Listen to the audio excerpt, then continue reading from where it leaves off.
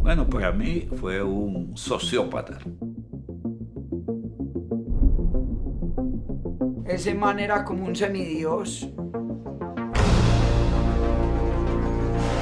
Pablo Escobar es una dualidad. Estos que lo ven como una especie de Robin Hood y estos que fueron sus víctimas. Claro, ofenden ciertas cosas, porque se vivió una guerra muy tesa y hay veces ver que Pablo Escobar es una especie de ídolo para algunos, pues puede chocar. El costo no importaba, lo que importaba era ganar para Pablo Escobar. Era un hombre que estaba dispuesto a hacer lo que fuera con tal de lograr su cometido. Él se soñaba con ser presidente y en muchas oportunidades me dijo que me fuera preparando para ser primera dama. The story of Pablo Escobar has captivated the world for over 40 years, yet the truth of what occurred on the streets of Medellin and in the jungles of Colombia so long ago is shrouded in myth. With most of his opponents either dead or safely behind bars, Pablo Escobar's only son Sebastian has now come forward, seeking the truth. Recently, Sebastian uncovered a vault of family archives and contacted a cast of new members now willing to tell their stories.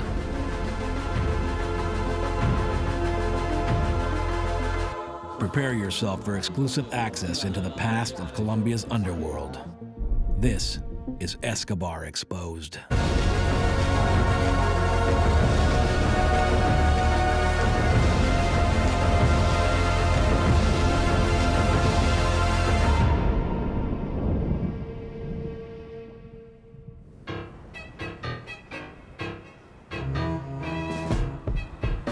Medellin, 2017. Population 2.5 million. First known for its gold and coffee trade, it didn't grow to the city we know today until the 1980s, when the cocaine trade boomed throughout Colombia and Central America. Now, despite the continued presence of drug cartels on the streets, the city has enjoyed a relatively prosperous few decades of peace. Yet despite appearances, the ghosts of the Medellin cartel are visible everywhere. Now, Sebastian has returned to Medellin, wanting to track down anyone left who can tell him the truth behind his father's legacy and whether he can ever come home again. Okay. Take care, man. Bye-bye.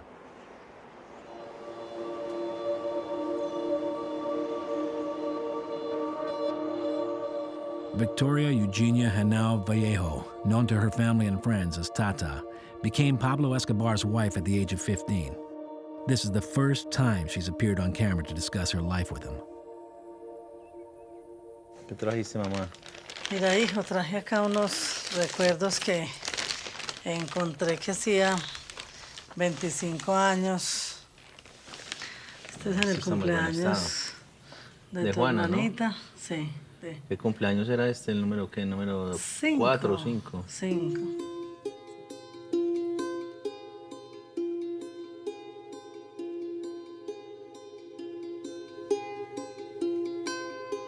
Esta fue una nueva que nos encontramos de la... ¿Te acordás? Cuando yo conocí a Pablo, su madre era la maestra de la Escuela de Niños La Paz. Y era una familia muy humilde con escasez de lo prioritario. A estos espacios en el barrio La Paz, desde que llegó, siendo muy joven, era secretario de la Acción Comunal, entonces siempre lideró todo este espacio de comunidad. Era un hombre muy romántico, me sedujo su sonrisa, quizás que me llevaba más de una década de diferencia, yo era una niña. A los 13 años, un hombre tan grande te mire, me sedujo eso.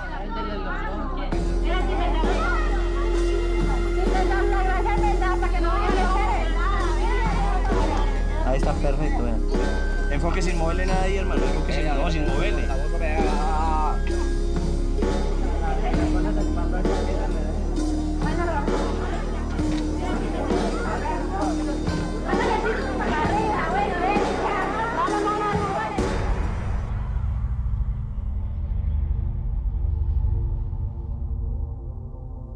Para mí tiene una gran importancia el archivo fotográfico familiar porque pudo sobrevivir al tiempo, a más de 20 años de estar escondido en una habitación secreta.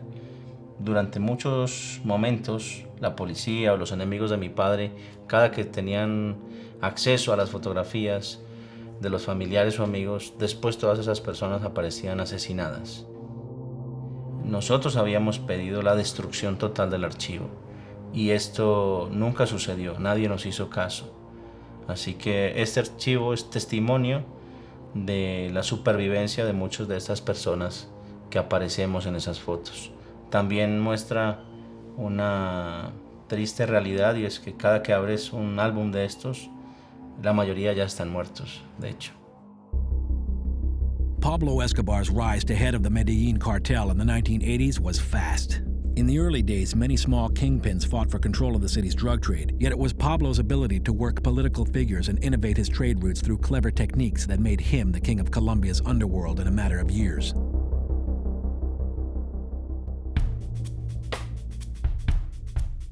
Colombia has changed drastically in 25 years. Two journalists, Pascual Gaviria and Luis Alirio Calais, have come forward to help describe the evolution of Medellin from its war-torn past to today. Pablo Escobar fue un criminal que tenía, digamos, muy buena intuición, que estaba en el momento justo y que en un negocio que empezó a prosperar, él por su intuición, por su posición, por sus contactos, por su familia, se hizo líder y como líder adquirió cada vez más credibilidad.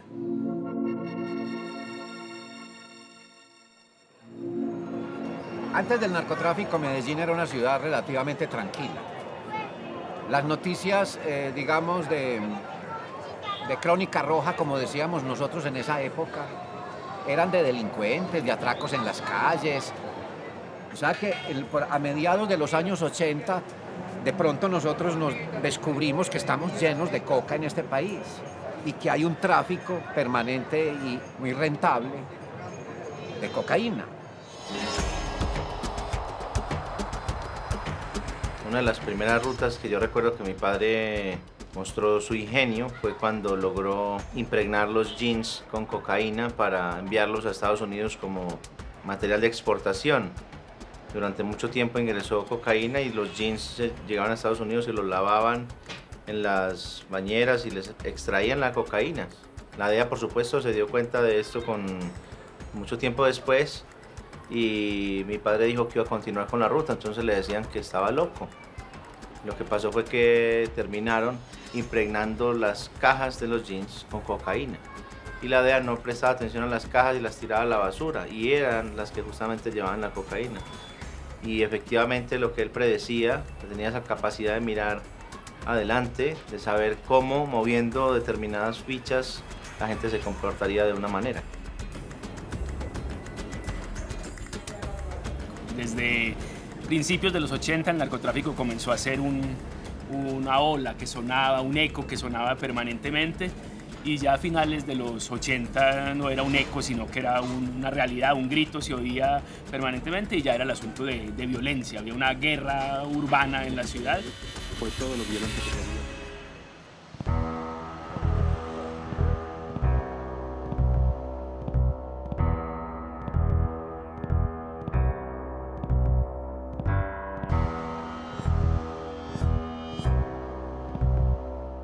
General Maza Marquez is a retired Colombian general and at the height of his reign was one of Pablo Escobar's greatest antagonists.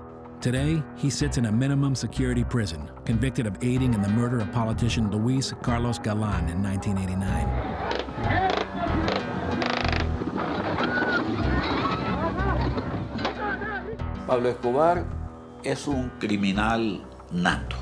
La sociedad colombiana estaba muy atemorizada por lo que estaba sucediendo, porque entre otras cosas no estábamos preparados para poder nosotros enfrentarnos a un monstruo tan grande y con tanto dinero como ese.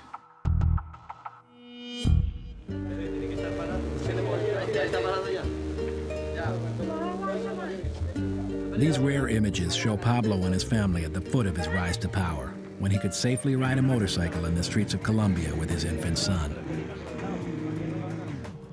Bueno, este video es realmente increíble. Yo tengo 1 año de edad, está tomado en el año 1978, en el barrio La Paz de Envigado. For me, it's very interesting to see all my family, my aunts, my uncle, everybody there. You can see that they are all happy. My father was just started involving in the drug trafficking business, so he was doing well. He was starting to earn a lot of money. And you can see him riding a motorcycle with me. Ya, sí, va a hacer una vuelta con el niño, a ver. Ahí se puede.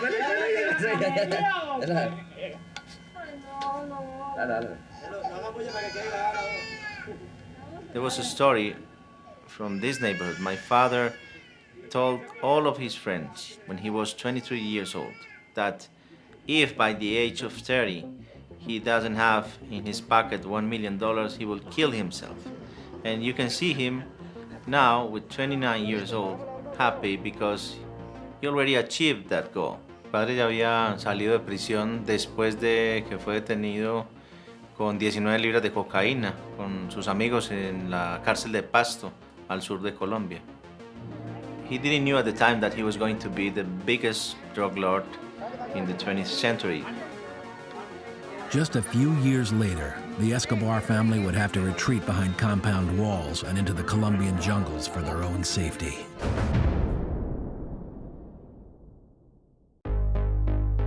Sebastian Marroquin, aka Pablo Escobar Jr., has come upon some rare footage of him and his father on the quiet streets of Colombia just years before he would become the richest and most dangerous man in the world. From family businessman to drug lord, Pablo's evolution was quick and drastic. With his rise to power, the streets of Colombia changed just as radically and with murderous results.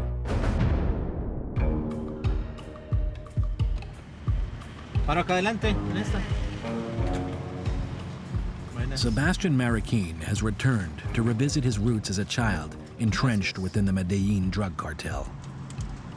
Well, Medellin is too dangerous for me because I received some death threats. So I prefer to use a car to go to Medellin, not a plane, because every cartel in Colombia has all the connections in every airport. So they know who is coming, who's going out of the cities.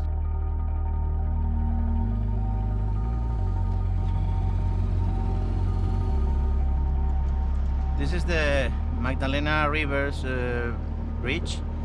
It's a very important bridge because it connected, the Medellin part from Bogota. The regions surrounding Medellin and Bogota are only separated by a bridge, but the two cities couldn't be more different. Unlike most coastal countries, Colombia's largest cities grew out of jungles, rich farmland, and countryside. The DNA of its people are as traders and farmers, perfectly positioned to help the burgeoning coke trade explode onto the world market.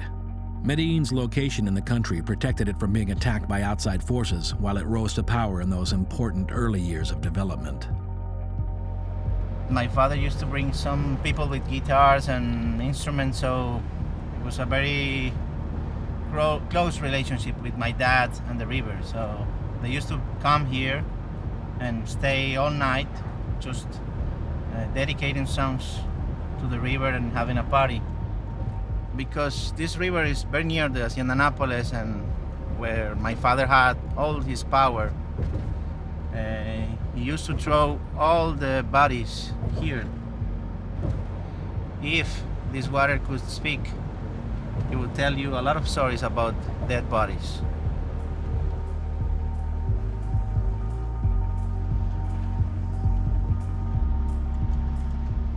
I have to say that my father really was a bad contribution for the country, because every city you could go, you will be treated very bad if you are a Colombian, just because of my father. They suspect that anybody who comes from Colombia, it should be a drug dealer, and that's not true.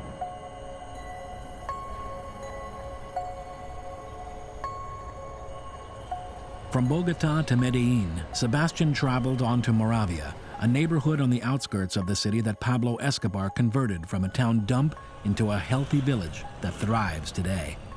This move changed an entire generation of Colombians' lives for the better.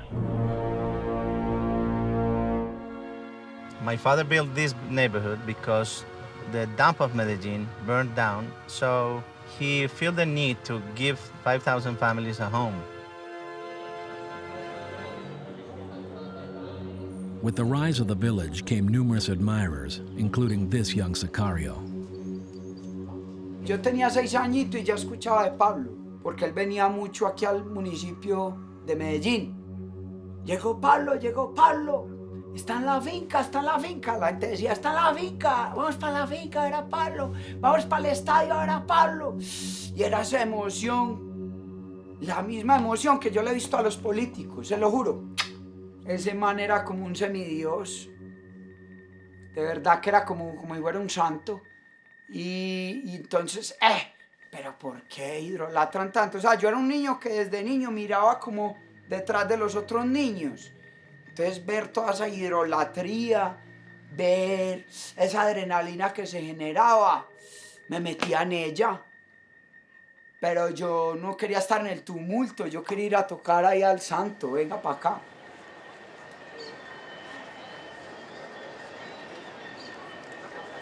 Viniendo después de como de 25 años, hermano. ¿Cómo lo ve? Pues apenas para recorrerlo. Vamos a recorrer si quiere. Hágale, vamos a dar una vueltica pues. No, no es un roce. ¿Qué le van a hablar pues? Muchachos, ¿cómo les va? Un claro ejemplo es el de los habitantes del barrio Medellín sin tugurios.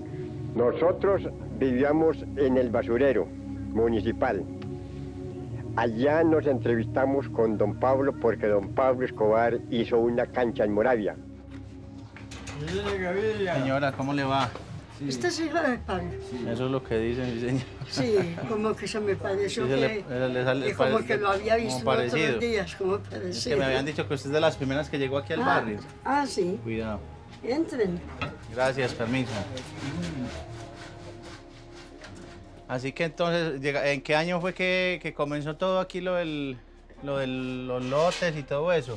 Eso fue como para la época de Lara Bonilla, ¿cierto? Sí. En el 84, sí. Por ahí. Sí, en el 84.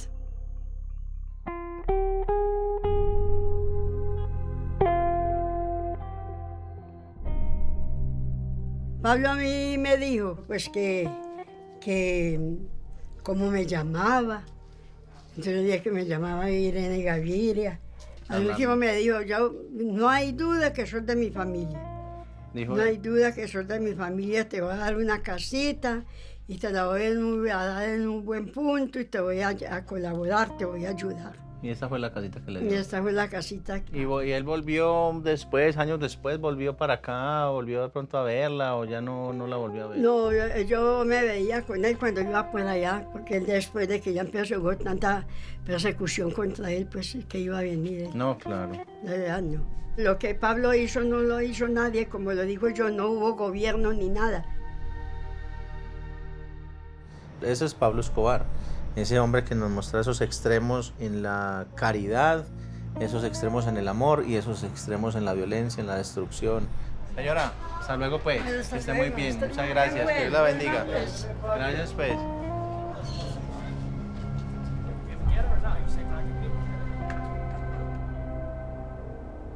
Pablo Escobar, la primera impresión, era un hombre no solamente aceptado, sino que también gozaba de cierta simpatía, porque era político, había fundado su movimiento político que se llamaba Medellín sin tugurios, era una especie de Robin Hood. Él había concedido viviendas en las comunas más pobres de Medellín, estudios para sus hijos, reemplazaba de cualquier manera la ausencia de los padres, que en muchos de esos hogares no existían o en su defecto no cumplían con sus obligaciones como padres. Entonces eso lo suplió Pablo Escobar. Esa es la promesa que es realidad con don Pablo Escobar Gaviria, a quien realmente le pedimos ese aplauso que ya ustedes por iniciativa se lo entregan. Cuando Pablo empezó en la política yo tenía 20 años. Esta foto de la política me llena de muchos recuerdos, de muchos momentos de alegría y de incertidumbre a la vez, porque había muchas cosas detrás de este paso que Pablo estaba dando y me generaba preocupación. No es que con los niños, eso es mío. Yo veo acá una mujer que vive en un palacio sola, sin marido, sin con quien compartir la vida y sin con quien poder proyectar la educación de sus hijos. No digamos que me había acomodado el espacio, o sea, era como una visitante desde el amor.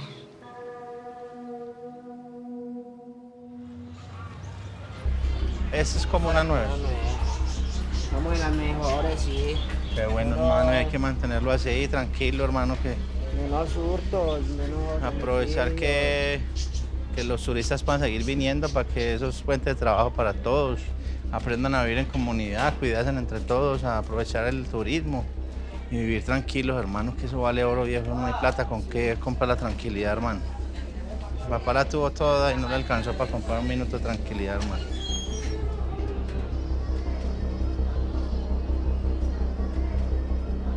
Despite the relative peace in modern Moravia, these streets are still believed to harbor many dangerous members of the Medellin cartel.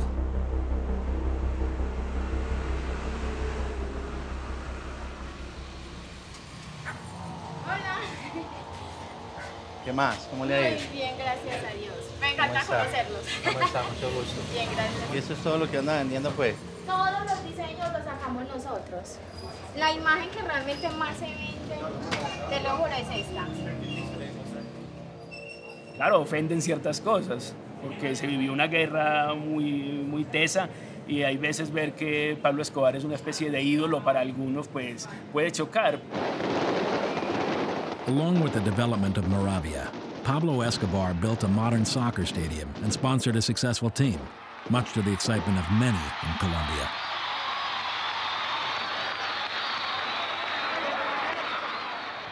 Acá se ven multitudes. Pablo está muy feliz por ese desafío que tiene con el deporte y con su contribución a hacer canchas de fútbol en los barrios más marginados para que los chicos puedan estar alejados de las drogas, que era su eslogan de ese momento. Su vida siempre la manejó en esas dualidades. Un saludo muy especial para todos los deportistas y para toda la juventud del barrio Tejelo, y mi sentimiento de gratitud hacia todas las personas que colaboraron en los trabajos materiales para la construcción de esta cancha. Muchas gracias. A ver. ¡Don Pablo! After visiting Moravia, the neighborhood his father Pablo Escobar helped build from the ground up, Sebastian Marroquin travels the countryside of Colombia to Hacienda Nápoles, the former family estate. I have to be in the back and look like a tourist, because if they found out that it's me that I'm going in with a crew and cameras, they will not allow us to get into the hacienda. I assure you that. And also the ticket for the entrance, I won't pay that for my house. This footage from Sebastian Marroquin shows Hacienda Nápoles in its heyday. Hacienda Nápoles, you could say that it was one of my father's biggest properties and biggest dreams, because we have our own zoo, like also a Jurassic Park. Everybody knows where the Hacienda Nápoles is, and today it is one of the most visited places in Colombia. Esta hacienda representa el mayor símbolo de ostentación y de poder que pudo tener Pablo Escobar alguna vez en su vida.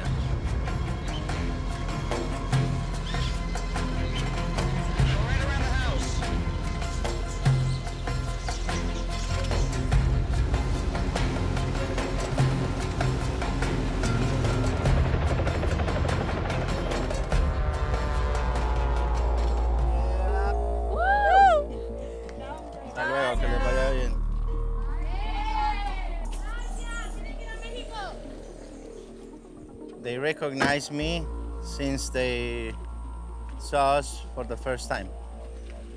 In the car? In the car. I think we should go now if you like to have your shot in the airport field. If you stay more, we won't get there.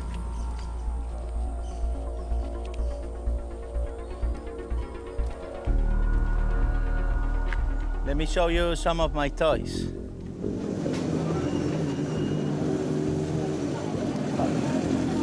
Pablo Escobar had many toys, especially motorcycles. Here we see Sebastian at a racetrack and then with Pablo Sicarios working in their garage. What we have here is a motorcycle that I just built from scratch. Of course, most of the men there, you can see, were Sicarios, and they were helping me with the bike and taking care of me. Some of them were part of my bodyguard, so this is a very rare situation where I took the camera and to start recording not only the motorcycle but also all the bandits surrounding the motorcycle. For me, this video is very important because it shows how we live among all the Sicarios, and now I can show this to the world because most of them are dead. This group of men were the foot soldiers of Pablo Escobar's wars against Colombian political opponents and drug cartels. Each was willing to kill for Pablo for various rewards, from women to money to toys like these bikes. You can see that we are all very relaxed in the video. It's like we have everything in control. Most of the men in the video are one of the most wanted men for the police, so we are very sure that nothing's going to happen. We left our vehicles outside, BMWs, Mercedes-Benz, everything, and I prepared this motorcycle in the Barrio Antioquia. It's one of the most well-known barrios for selling drugs in the Medellin area. So this garage was exactly in the same neighborhood.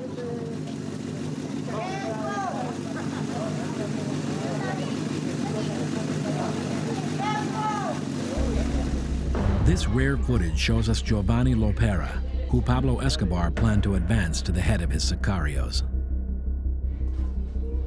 As you can see, there is Giovanni Lopera. At the time, he was the most powerful man in Pablo's organization.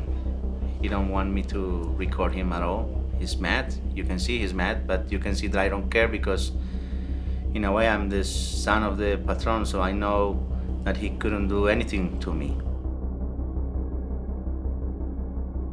Before he could, Giovanni surrendered himself to the Colombian authorities. He collaborated with Los Pepes to surrender and to deliver some of the criminals that he knew at the time. He thought that he was going to be alive for a long time because he was collaborating with Los Pepes, but they killed him after that. So he didn't last too much after he was released from prison. This motorcycle belonged to my father, an Italian Lambretta, the first motorcycle he owned. This is the wet bike, one of my father's favorite. I will show you one picture of my father driving.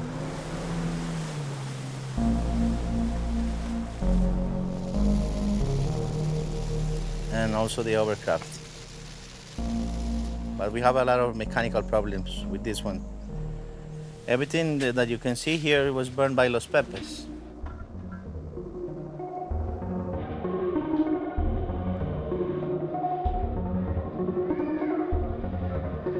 Gaviria dijo que no son los civiles los que deben hacer justicia por su propia mano, refiriéndose al llamado Grupo Pepe, quien se responsabilizó de los atentados contra la familia de Escobar.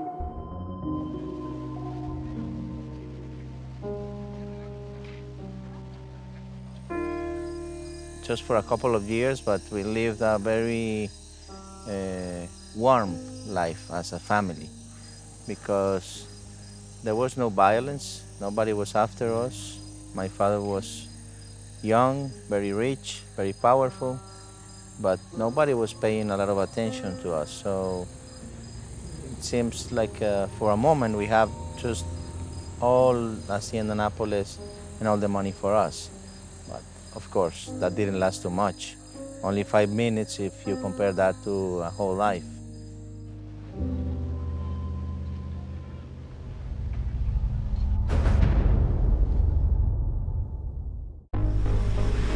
should go now if you like to have your shot in the airport field.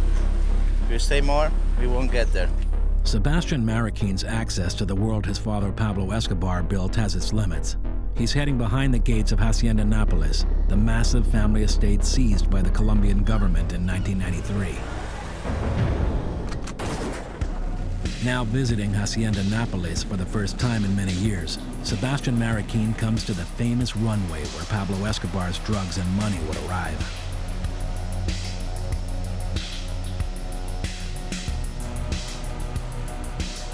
This place is important because my father ran all his show from here. He was the boss, and it was his office.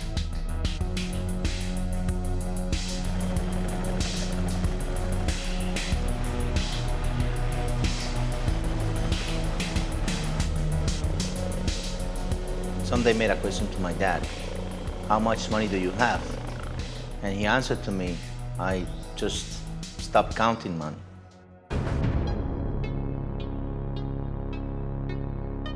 My dad's a treasure man.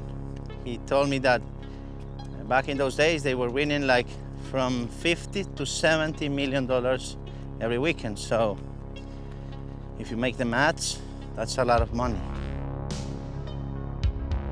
I met the guy who was taking care of the money inside of the United States, and he was called Quijada. And Quijada was the man who was in charge of hiding the money and bringing the money out to the bank.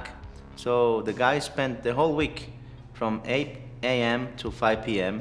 and they never stopped counting money, so they started waiting the money. This guy had more than 25 houses, all in different cities in the United States, with high-tech basements where they hide such big amount of money.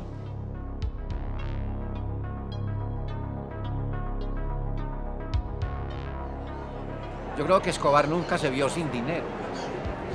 Tenía tanta que podía pensar en cualquier gasto y eso no le hacía mella. And once my father arrived to the United States in his private plane, he received my father in the Miami airport. And he told my father, look, I'm full of money. You have to help me. I don't have any more room and more money is coming. So what my father did, okay, let's pull this plane. And they put so many dollars inside the plane that my father and the pilot couldn't get out until the money was taken out once they arrived to Medellin. They couldn't even go to the bathroom because they just pushed the door and there were dollars coming out of the door because the plane was absolutely full of dollars. So you can imagine my father, how free he felt at the time that he could fly a plane from Miami's airport to Medellin's airport and nobody would notice that, a plane full of dollars.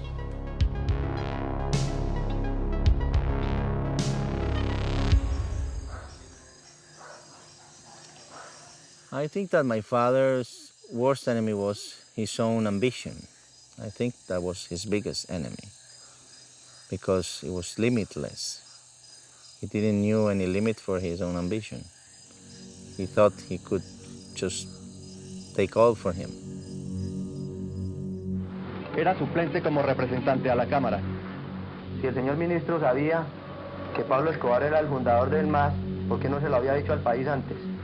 ¿Por qué lo dijo cuando se sintió acorralado por las pruebas que presentó mi compañero en la Cámara del Congreso? Yo sentía orgullo por sus sueños, por el proyecto que tenía en ese momento, por la buena fe y la convicción que tenía con el país. Él se soñaba con ser presidente y en muchas oportunidades me dijo que me fuera preparando para ser primera dama. En el fondo de mi corazón no sentía que eso iba a llegar a ser. Pero lo escuchaba con respeto porque al fin y al cabo era el hombre, ¿no? Y una cultura tan machista, entonces también lo acompañaba en su sueño. Pero en mi interior no lo veía posible. Al principio no estaba tan furioso, o sea, estaba como expectante a ver qué podía pasar en el tiempo, pero cuando el tiempo pasó y no pudo retroceder, o no pudo regresar, diríamos, a este espacio, se empezó a poner furioso.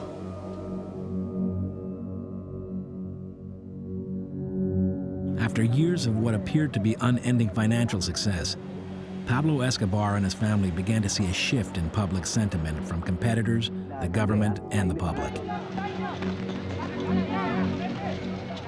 No fue una guerra civil, porque no había, digamos, unos bandos sociales encontrados o peleando por un modelo distinto de sociedad.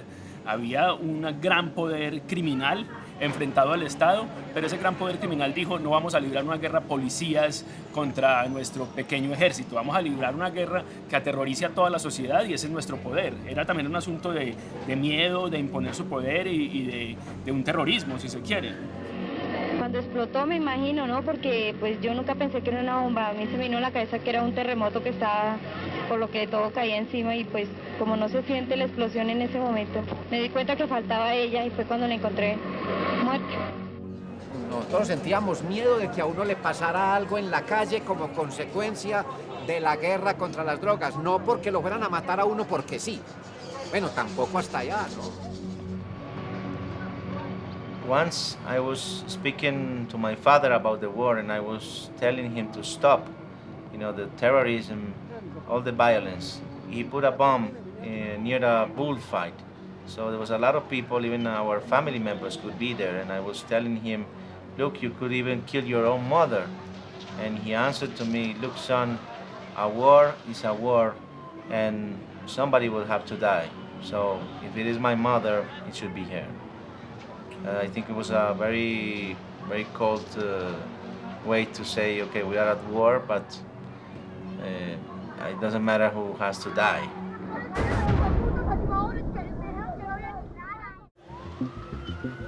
A war is a war, and somebody will have to die. So if it is my mother, it should be her.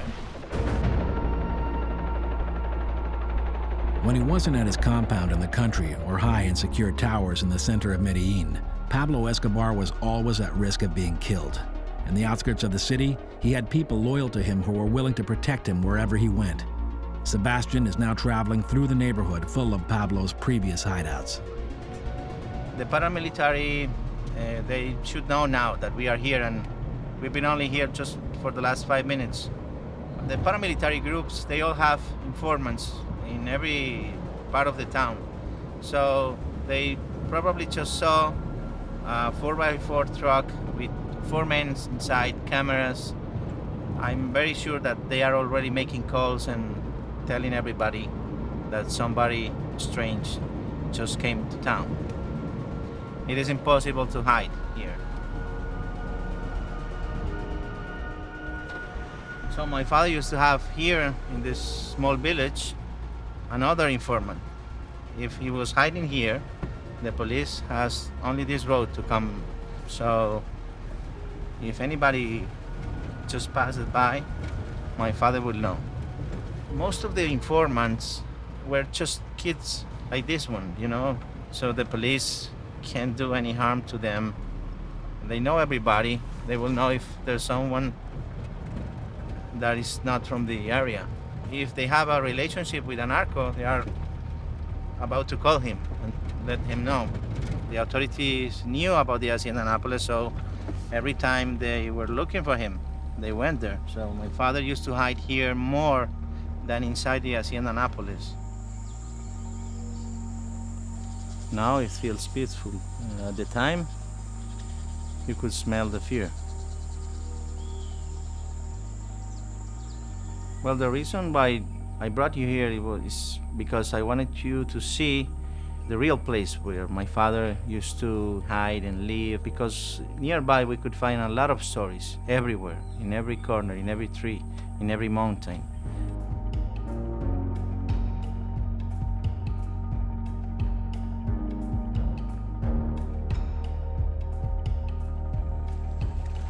Mi padre solía utilizar todas estas tierras para esconderse, para escapar de las autoridades.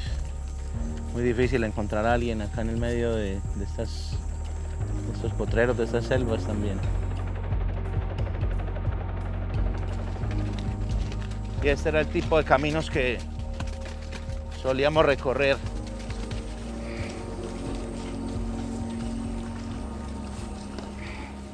Vivir escondidos por aquí era algo más, pues, una cuestión permanente. A mí me gustaba, pero la parte de las motos y la parte divertida, ya la parte de esconderse y de correr y de estar a toda hora viendo quién le iba a matar a uno, la verdad que no era muy divertido. Por acá la policía nunca iba a llegar, era muy difícil que ellos pudieran rastrear a alguien por esta zona. My father was very afraid of the helicopters because they approach to the jungle and they just start firing, just in case, if there was any Pablo Escobar man there or whatever. So he always taught me that just find the biggest tree possible so you can hide and you can protect yourself from the bullets.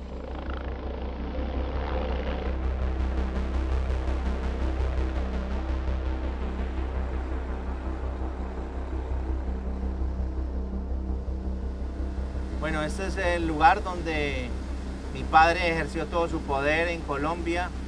Most of the laboratories were hidden in a deep forest, you know, so it's not something that you can find very easily. At this point in his life, Pablo Escobar was always on the run. Los Pepes, the DEA, and the Colombian government burned any property related to the Medellin cartel, leaving smoldering ashes in their wake.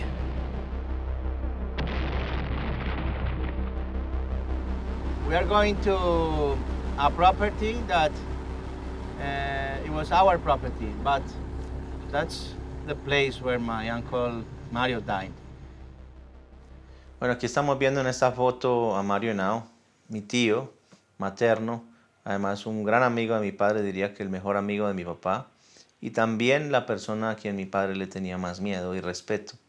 Esto viene desde que mi padre pretendió casarse con su pequeña hermana, Tata, a quien él no quería que mi padre tocara ni se le acercara de ninguna manera, con lo cual amenaza de muerte a Mario, a mi padre, y le dice, con la niña no te metas. Entonces mi padre le costó mucho ganarse la confianza de Mario para que lo dejaran acercarse a Tata, como se le decía a mi madre, para que continuara adelante esa supuesta relación. He died because all the helicopters approached and just start firing everybody. He was trying to escape. He was trying to use a boat like this. Exactly in the middle of those trees, both trees. This is where Mario died. Mario died, yeah. Listo, amigos, seguimos. Seguimos para arriba. That day, Pablo Escobar lost, for sure, one of his best friends in life, and maybe the only one who could say to him, stop, and he would listen.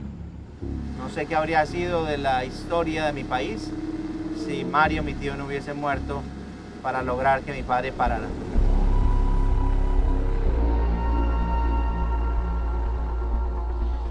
Bueno, cuando estábamos en la jungla, mi padre me enseñó cómo teníamos que suicidarnos en caso de que nos capturaran los del ejército, la policía o cualquiera de sus enemigos. And those kind of enemies, I can tell you that you prefer to be dead. They use the machine a special machine to cut the grass. They use the same machine, but for men. And they started with the right hand, so you can see how you were going to die very slowly. He cut you in little pieces. Me enseñó por qué razón el tiro no podía ser en la boca, ni en la sien, ni en la frente, porque la bala podría desviarse, salir por un lado que no le haría a uno ningún daño verdadero. Con lo cual siempre me decía que tenía que ser en el oído derecho el disparo, en caso de que nos viéramos rodeados, y que fue exactamente lo que él hizo cuando se vio rodeado el 2 de diciembre de 1993, el día que murió. Mi padre se suicidó. Murió exactamente de la misma manera como me enseñó a hacerlo.